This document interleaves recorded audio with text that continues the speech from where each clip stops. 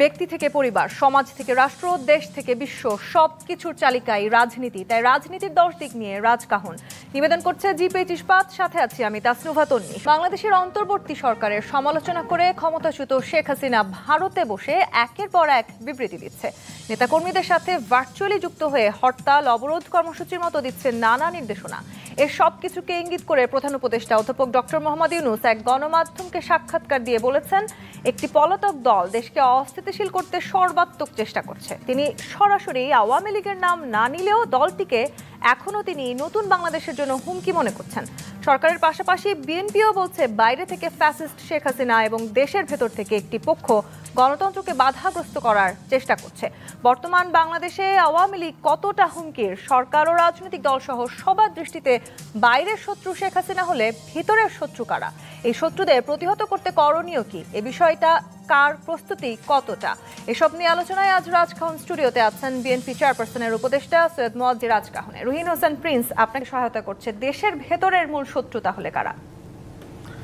ধন্যবাদ আপনাকে। আমি আলোচকদেরকে ধন্যবাদ জানাচ্ছি, যারা শুনছেন তাদেরকে শুভেচ্ছা জানাচ্ছি।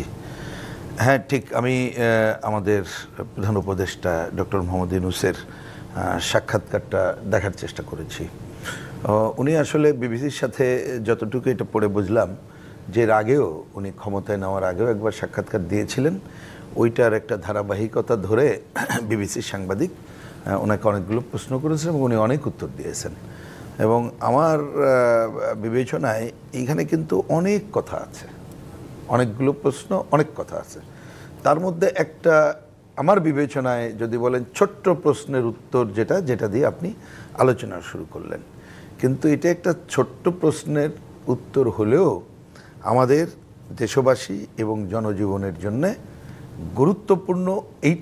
এই পয়েন্টটা দেশের অস্থিতিশীলতা, আমার বিবেচনায় এটাই গুরুত্বপূর্ণ। এখন সেইটাকে আমি একেবারে এক বাক্যে যদি বলি, যে এত বড় একটা গণঅভ্যুত্থান সংগঠিত করতে হলো এবং যারা ক্ষমতায় ছিল তারা তো দীর্ঘদিন ধরে এক ধরনের স্বৈরতন্ত্র, ফ্যাসিবাদী ব্যবস্থা কায়েম করেছিল এবং তাদের একটা হিসাব ছিল আরও দীর্ঘদিন ক্ষমতায় থাকবে। তারা ভাবতেও পারেনি এবং ক্ষমতায় থাকার জন্য সর্বমাত্র প্রশ্ন করেন। তাহলে তো আমি তো পাল্টা প্রশ্ন করি যে আপনি তাহলে প্রথম অঙ্কটা তো ভুল করেই আগে এগিয়েছেন। কারণ তারা প্রতি মুহূর্তে তো চাইবে তাদের যতটুকু শক্তি যেখানেই থাকুক না কেন, ভেতরে নাই কে বলেছে, সুতরাং সব জায়গায় তারা এই কাজটা চেষ্টা করবে, এটা করতেই পারে।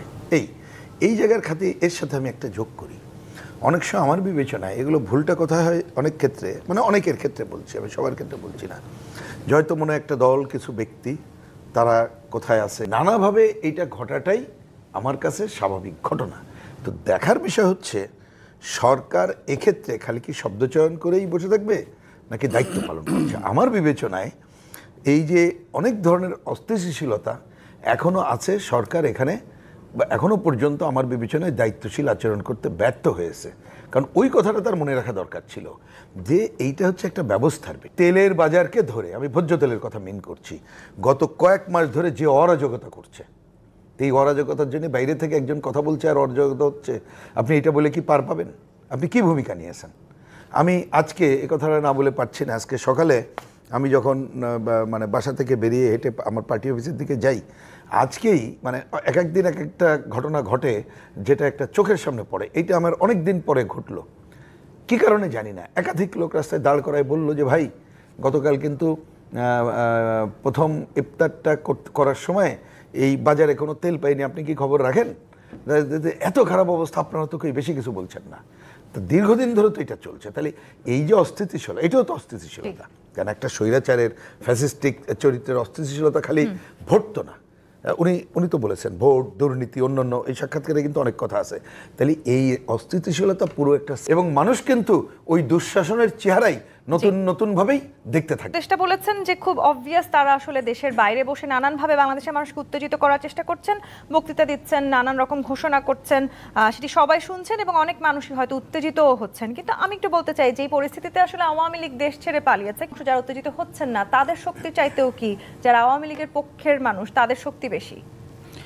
না, ধন্যবাদ আপনাকে। এখানে ব্যাপারটা হলো যে কি, আসলে আওয়ামী লীগ তো একটা মানে সাইকোপ্যাথ রাজনৈতিক দল।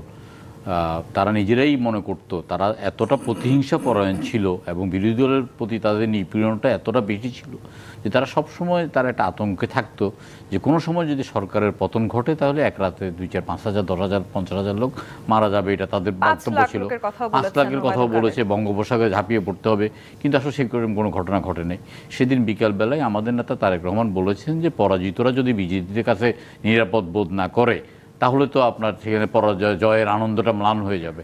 আমরা মনে করেছি যে যারা পালিয়ে যাচ্ছে তারা পৃষ্ঠ প্রদর্শন করে পালিয়ে যাচ্ছে, পিঠে আঘাত করা কোনো আপনার কাপুরুষতার লক্ষণ। আমরা কাপুরুষ নই, আমরা তাদেরকে আঘাত করিনি। কিন্তু এখন তারা যারা আওয়ামী লীগে আছেন এবং যারা বোরকা পরে দুই একটা তাদের যে দাম্ভিকতা, তাদের যেই আপনার রাজনৈতিক অবস্থান, আমরা তখনই বলতাম টকশোতে সাহস করে এসে যে এটা একটা রাজনৈতিক দল নয়, এটা একটা আপনার একটা দুর্বৃত্তদের একটা দল এবং একটা দেউলিয়া একটা রাজনৈতিক দল। এই দলে কোনো রাজনৈতিক কর্মী নাই। এই দলের ডিসি এই দলের সভাপতি, এসপি এই দলের সেক্রেটারি, টিএনও এই দলের সভাপতি, ওসি এই দলের সেক্রেটারি। ওইরকম একটা রাজনৈতিক দলের পতন হয়েছে এবং এই রাজনৈতিক দলগুলো বাংলাদেশে খুব বেশি অস্থিতিশীল অবস্থায় কায়েম করতে পারবে সেটা আমরা মনে করি না। যদিও তাদের হাজার হাজার লক্ষ লক্ষ কোটি টাকা আছে, কিন্তু টাকা থাকলেও তারা যে পদ্ধতিতে পালিয়ে গেছে দেশের চেষ্টা করবে তা অস্থিতিশীল করার জন্য। কিন্তু বর্তমান যে ডক্টর ইউনূস সাহেবের সরকার, ডক্টর ইউনূস সাহেব আপনার বিশ্বব্যাপী সমর্থিত একটা লোক, আমাদের কাছে গ্রহণযোগ্য, সর্বজন গ্রহণযোগ্য, কিন্তু তিনি তার প্রশাসন এবং তার আপনার উপদেষ্টা মণ্ডলীকে তিনি সেভাবে কার্যকর ভূমিকা পালন করতে পারছেন না বলে আইনশৃঙ্খলার অবনতি, দুর্বৃত্তদের মাথা চড়া, দ্রব্যমূল্যের ঊর্ধ্বগতি। আমরা বলেছি যে আপনারা যে নতুন ব্যবস্থা, পরেও কি তারা আসলে কোনো ব্যবস্থা গ্রহণ করতে পারছেন? তারা কাদের উপর নির্ভর করে ব্যবস্থা করে? ভোজ্য তেলের কথা মিন করছি। গত কয়েক মাস ধরে যে অরাজকতা করছে, এই অরাজকতার জন্য বাইরে থেকে একজন কথা বলছে আর অরাজকতা হচ্ছে, আপনি এটা বলে কি পার পাবেন? আপনি কি ভূমিকা নিয়েছেন? আমি আজকে এ কথাটা না বলে পারছি না। আজকে সকালে আমি যখন মানে বাসা থেকে বেরিয়ে হেঁটে আমার পার্টি অফিসের দিকে যাই, আজকেই মানে এক একদিন এক একটা ঘটনা ঘটে যেটা একটা চোখের সামনে পড়ে। এইটা আমার অনেক দিন পরে ঘটলো, কী কারণে জানি না। একাধিক লোক রাস্তায় দাঁড় করায় বললো যে ভাই, গতকাল কিন্তু প্রথম ইফতারটা করার সময় এই বাজারে কোনো তেল পাইনি, আপনি কি খবর রাখেন? এত খারাপ অবস্থা, আপনারা তো কেউ বেশি কিছু বলছেন না। তো দীর্ঘদিন ধরে তো এটা চলছে। তাহলে এই যে অস্থিতিশীলতা, এটাও তো অস্থিতিশীলতা। কেন একটা স্বৈরাচারের ফ্যাসিস্টিক চরিত্রের অস্থিতিশীলতা খালি ভোট তো না। উনি তো বলেছেন ভোট, দুর্নীতি, অন্যান্য, এই সাক্ষাৎকারে কিন্তু অনেক কথা আছে। তাহলে এই অস্থিতিশীলতা পুরো একটা, এবং মানুষ কিন্তু ওই দুঃশাসনের চেহারাই নতুন ভাবেই দেখতে থাকে। চেষ্টা বলেছেন যে খুব অবভিয়াস তারা আসলে দেশের বাইরে বসে নানানভাবে বাংলাদেশের মানুষকে উত্তেজিত করার চেষ্টা করছেন, বক্তৃতা দিচ্ছেন, নানান রকম ঘোষণা করছেন, সেটি সবাই শুনছেন এবং অনেক মানুষই হয়তো উত্তেজিতও হচ্ছেন। কিন্তু আমি একটু বলতে চাই যে এই পরিস্থিতিতে আসলে আওয়ামী লীগ দেশ ছেড়ে পালিয়েছে, যারা উত্তেজিত হচ্ছেন না তাদের শক্তি চাইতেও কি যারা আওয়ামী লীগের পক্ষের মানুষ তাদের শক্তি বেশি? না, ধন্যবাদ আপনাকে। এখানে ব্যাপারটা হলো যে কি আসলে আওয়ামী লীগ তো একটা মানে সাইকোপ্যাথ রাজনৈতিক দল। তারা নিজেরাই মনে করতো, তারা এতটা প্রতিহিংসা পরায়ণ ছিল এবং বিরোধী দলের প্রতি তাদের নিপীড়নটা এতটা বেশি ছিল যে তারা সবসময় তারা একটা আতঙ্কে থাকতো যে কোনো সময় যদি সরকারের পতন ঘটে তাহলে এক রাতে 2-4-5,000, 10,000, 50,000 লোক মারা যাবে, এটা তাদের বক্তব্য ছিল। 5 লাখের কথাও বলেছে, বঙ্গোপসাগরে ঝাঁপিয়ে পড়তে হবে, কিন্তু আসলে সেরকম কোনো ঘটনা ঘটে নাই। সেদিন বিকালবেলায় আমাদের নেতা তারেক রহমান বলেছেন যে পরাজিতরা যদি বিজেপিদের কাছে নিরাপদ বোধ না করে তাহলে তো আপনার সেখানে পরাজয় জয়ের আনন্দটা ম্লান হয়ে যাবে। আমরা মনে করেছি যে যারা পালিয়ে যাচ্ছে তারা পৃষ্ঠ প্রদর্শন করে পালিয়ে যাচ্ছে, পিঠে আঘাত করা কোনো আপনার কাপুরুষতার লক্ষণ। আমরা কাপুরুষ নই, আমরা তাদেরকে আঘাত করিনি। কিন্তু এখন তারা যারা আওয়ামী লীগে আছেন এবং যারা বোরকা পরে দুই একটা তাদের যে দাম্ভিকতা, তাদের যেই আপনার রাজনৈতিক অবস্থান, আমরা তখনই বলতাম টকশোতে সাহস করে এসে যে এটা একটা রাজনৈতিক দল নয়, এটা একটা আপনার একটা দুর্বৃত্তদের একটা দল এবং একটা দেউলিয়া একটা রাজনৈতিক দল।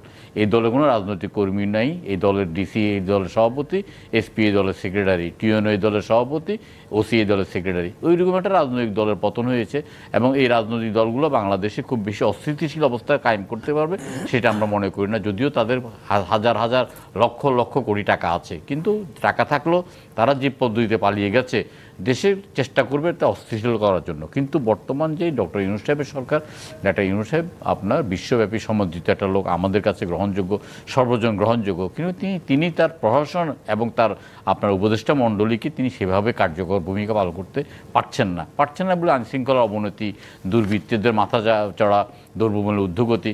আমরা বলেছি যে আপনারা যে নতুন ব্যবস্থা, পরেও কি তারা আসলে কোনো ব্যবস্থা গ্রহণ করতে পারছেন? তারা কাদের উপর নির্ভর করে ব্যবস্থা